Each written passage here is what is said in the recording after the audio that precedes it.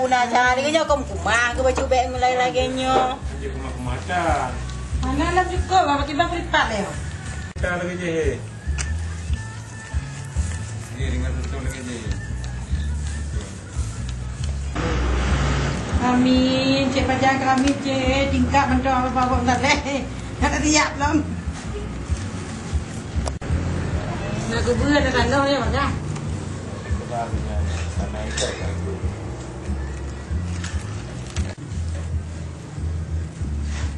Sikit punya.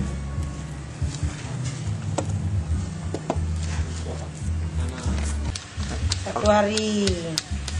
34 itu apanya kak? Penghasilan ini kan ya kan? 3 gulung Ya, kan? 3 gulung, 4 biji kan, 3 biji itu. Itu dalam 1 gulung dijual berapa kak? Kalau sekarang ini 10 lah kita bilang.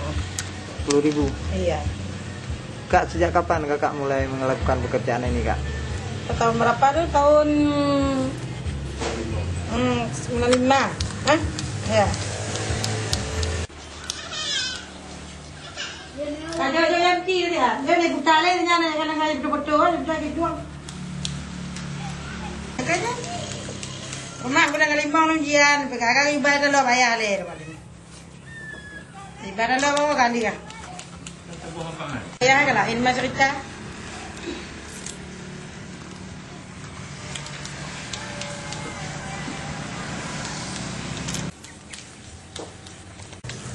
Mau pun saya kau betul. Mana dah budak kaya tak wan banyak nah, magla baju.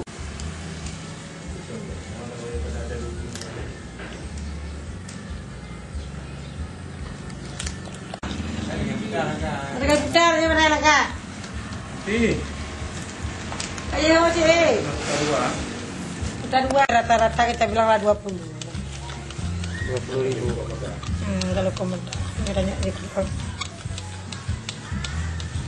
Kak ada harapan nggak kak kepada pemerintah kak dalam melakukan pekerjaan ini? Maksudnya?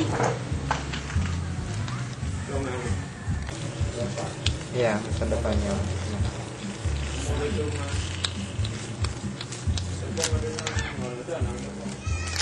Ya, supaya kan yang lainnya bisa berkembang ini semua kan? Maksudnya kembangnya apanya kak?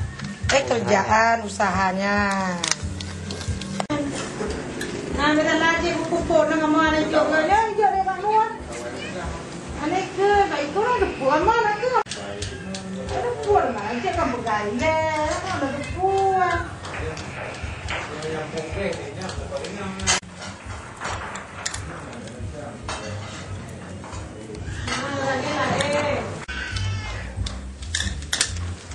Kali awal sudah macam kau dah ni.